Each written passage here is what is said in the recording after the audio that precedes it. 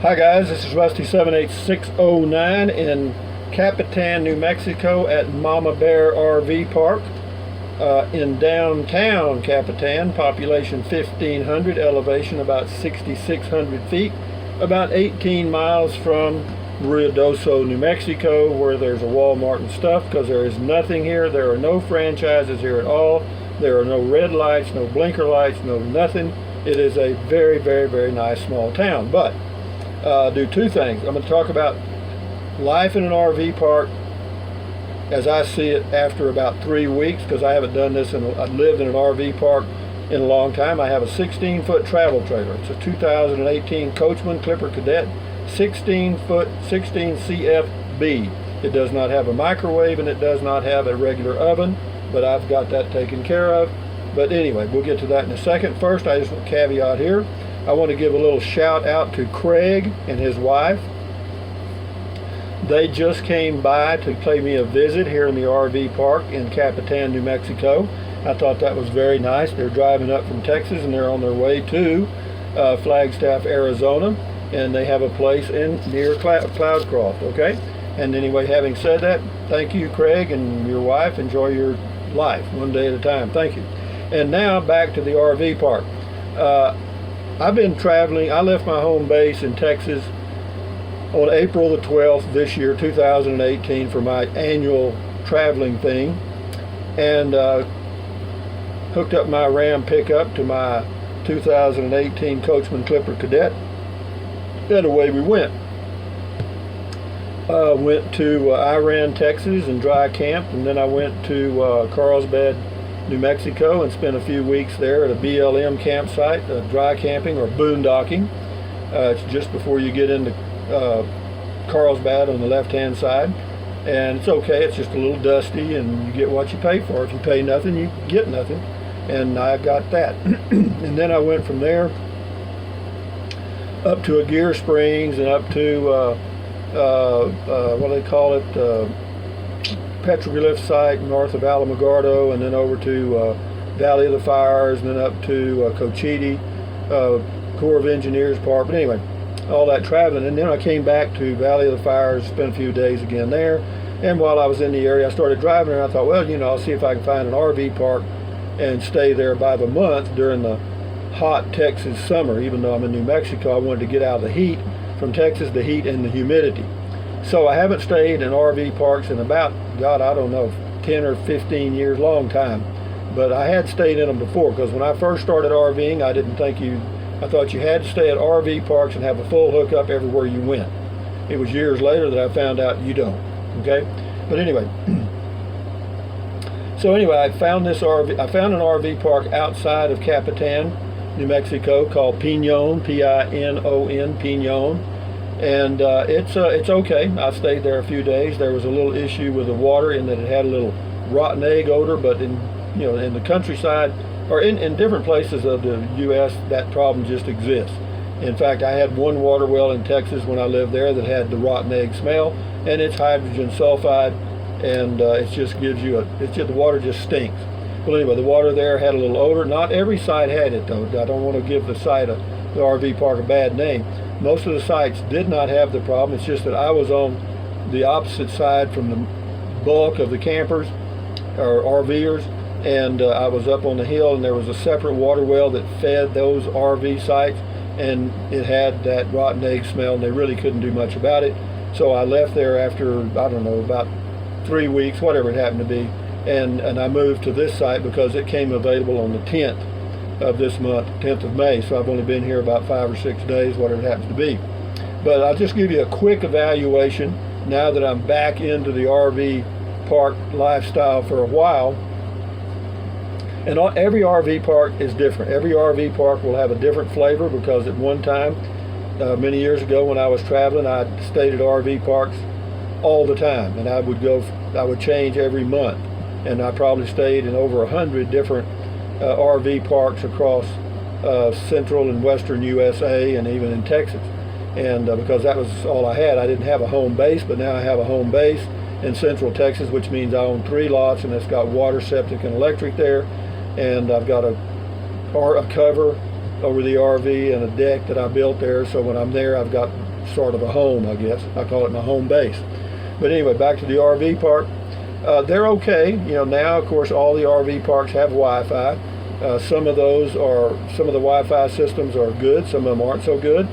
The reason I say that is it depends on how big the park is.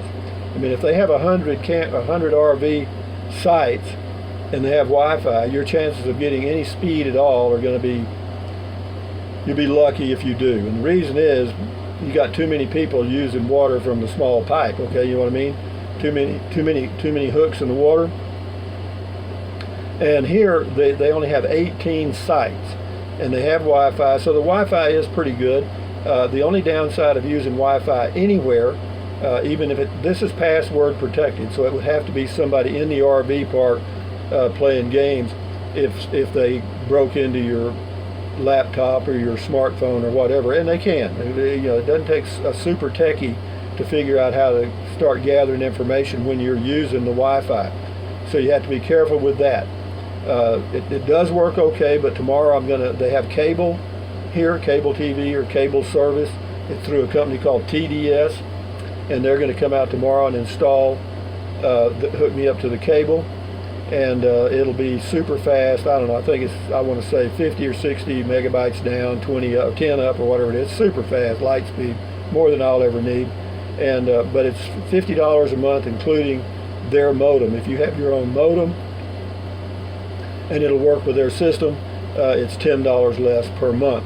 But as far as the noise, this particular park and the other park too, Pinon, this is Mama Bear RV Park in Capitan, New Mexico. It's $185 a month, and you pay 15 cents per kilowatt hour for electricity. But in the summertime here, at least so far for me, it isn't summer yet, but their hottest month begins about the middle of May and runs through the end of June. And then July and August they get rain, so the temperature is a lot less. So, but right now I'm using about 3 kilowatts a day. So it's not 100 kilowatts a month will cost me $15. That's not a big issue. That would make the total cost of staying here in the RV park $200. As far as the water's okay. What else? You could use a TV antenna. I did hook up my King TV deal that's just a super antenna, and I got 18 digital channels. Probably 12 of them were crap, and 6 of them were semi-usable. There's PBS and a couple of old Western movie stuff. But again, the part, it's got gravel on the ground. It's not paved, but the sites are okay. I mean, it's not, you're just not slammed in, where you can't even open your door or put your slide out. And some of them are really that narrow now. I mean, I've looked at some that really are that narrow. And some of them are a lot pricier. In other words, the Pinon RV Park was $250 a month. This one's $185. There's another one near here. I don't know the name of it, but there's a little river here, near here. And if you're on the river, it's $350 a month. If you're off the water or off the river, it's $300. And again, you have to pay the electricity. If you get near or in Ruidoso, they go up $400 and up. Okay, so the price jumps all over the board. And even in Texas, where I am, little Kingsland, Texas, Marble Falls, Burnett, Llano, Texas area, the RV parks there, to get a decent RV park there, you're looking at least $250, probably $300 range. And so that's a cost of living in an RV park. And as far as the quality of the the RV park, the amenities and so forth, this one really doesn't have any. When I say amenities, I mean like a swimming pool, laundromat, and stuff like that. But there is a laundromat you can walk to. It's about a 3-minute walk, just right down the street, and so that's convenient. And I'm sure that's probably why they don't have one, because people can just walk there and use that, and that just opens up that much more space for them. So if you're staying in RV parks or you're thinking about it, and by the night, I think here it's $30 a night. Some places nearby here it's $40 a night. And so that can be very expensive if you're staying by the night. By the week, RV parks get a little cheaper, and by the month they get a lot cheaper. Okay, but if you're just going to be an overnighter traveling across the USA, you can plan on paying between $30 and $50 a night. Now you may run into some $20 deals if it's a city-owned RV park, but more than likely you're going to be around the $30 range per night for a full hookup. And but as far as, I was really concerned, because one of the things you give up when you move into an RV park is, there are actually two things. One is privacy, because when you're outside your RV, you're there, okay? I mean, you probably got an audience. And does that bother me? Not 5 cents, okay? But also you don't have a view. In other words, my view right now at the window is okay. I can see the rest of the RV park, and that's about it. And there's an aluminum building here to my left, further back this way, which is, I can sit and stare at that aluminum building if I want to. And then on this side right here, my right-hand side, I've only got one window on that side anyway, but it's the shower house, where people come in and you can take a shower in there if you choose to. A lot of people traveling in RVs will actually use showers if they're available, because they got more room and all that stuff, and they can use their hot water and all that crap. So, overall, for me, again, I'm age 72, and I've done a lot of RVing, and so I'm not winding down. Well, I guess you'd say I am. I'm kind of winding down now. Boondocking is fun, but I get tired of eating dust, and I like to take a good hot shower, or not hot. I don't take hot showers, but even lukewarm, okay. And so the RV parks are more suited to me now, and I found this one, and the cost is not out of sight for me. And and being able to wash dishes and cook decent food and all the time, not just every now and then, is nice. And of course I've got solar that I used when I was boondocking. I got an AGM battery, and so I can be fully self-contained in a minute, okay. And I've got a little Dometic CF18 refrigerator, and then I've got another refrigerator that came with the RV. It's 110 volt. It's a little 3.1 cubic foot unit, but with both of those I've got plenty of fridge. And so in the RV park, it's just like being at my home base. I've got everything. The only thing I don't have is a deck and privacy. Is that horrible? No, I'll gladly trade that out for low humidity, 10% humidity. The high today was probably 80, and during the hottest month it'll get up to 82, 85, and but the humidity is so low you don't really notice it. From the only time I have to run the air conditioner, like today, it's in the low 80s. I'll run it. That's what you hear now. That's the air conditioner running. I have a window air conditioner, 110 volt, and 5,000 BTU, and that's all it has. It doesn't have a roof AC. It's a cheapo 16-foot RV. I paid $9,750 for it. But anyway, for the RV park, you do give up some things, but back to the trade-outs, for a good climate, comfortable temperature, and being able to walk everywhere. I can walk to the grocery store. The post office is right behind me. The laundromat is right around there. There's a restaurant down that way about 2 blocks. There's one here less than a block away that has a great breakfast. And so, that is very nice. And I can walk for exercise around this little town, never bothered by dogs running loose and bothering me and so forth. And that's even better than my home base in Central Texas.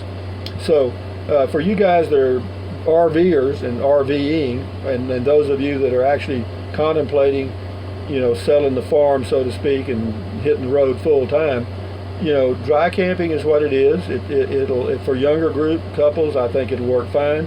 Older couples, maybe over 60 or so, it may work okay to do it temporarily, but doing it year round might get a little old, in my opinion. I've actually camped in a Prius. I did that off and on for 5 years.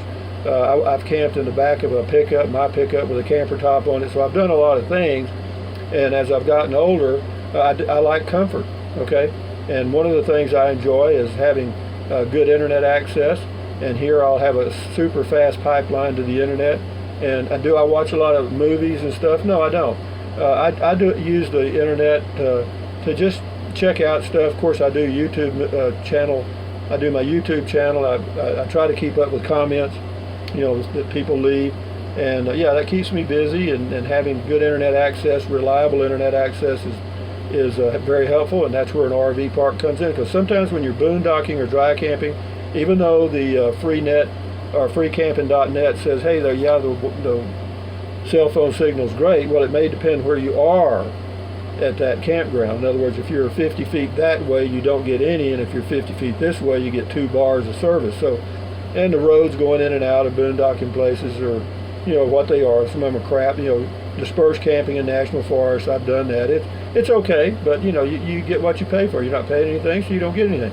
And I'm a little more cautious about insects now, because there's some ticks out here in New Mexico, Arizona, even in parts of West Texas that if they crawl up on you and bite you, they can cause you some discomfort. Okay, so, and I don't want any more discomfort. I'm as old as I am, I got enough natural discomfort, okay? But anyway, guys, I just want to give you a heads up. The RV park living is okay with me now. I haven't done it that long, about a month or a little over a month, I guess, in that range. But it's okay. I mean, for me right now, I'm quite happy. I'll probably be here for several months, and I'll probably give you another heads up later on. But but again, every RV park is going to be different. So, but if you find the ones where there's a lot of retired people in there, that's the one you're looking for. Why? Because they're going to be quieter. There's not going to be a lot of kids running around, not going to be a lot of barking dogs, and the only downside of that is if you get next to somebody that's 75, 80 years old and they're hard of hearing and they want to watch TV, they're not going to have a headset, okay? They're going to crank that TV up where you can hear it all the way through that RV park. And you may park next to them and they want to watch TV at 3 a.m., all right? And that's not good. And so you just have to be careful of that and be ready to adjust accordingly. So having said that, you guys enjoy your RVing and enjoy the RV parks that are available, and enjoy your travels, because there's a whole beautiful world out here, particularly west of the Mississippi, and enjoy yourself. So anyway, from Capitan, New Mexico and Mama Bear RV Park, this is Rusty 78609 saying thumbs up, carpe diem, adios, bye-bye. Buy anything your little heart desires, but if you think about it, use the link to Amazon products in the description of my video. I get a small commission. It doesn't cost you 1 penny. A lot of people have done it, and I appreciate that. Thank you.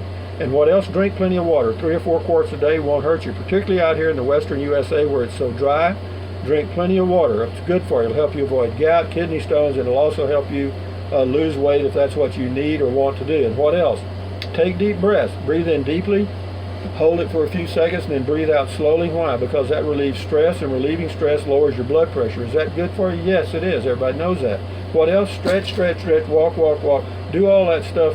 Keep your body in motion. Don't become a couch potato, because you'll just die a couch potato, okay? And what else? Stand guard at the door of your mind, because what you let in are ingredients. Don't let negative Nancy or negative Ned get inside of your head. And the talking heads on TV and the talk shows and all that crap, all they want to do is keep you emotionally upset so that you'll watch that programming from now, just like a soap opera. Even soap operas will work on your mind, because you'll become so involved with those characters in there that whenever something bad happens to one of those, it's like it happened to you. So anyway, just be careful what you do and stand guard at your mind. Thumbs up, guys. Enjoy your life. RVers, enjoy yourself. Adios, guys.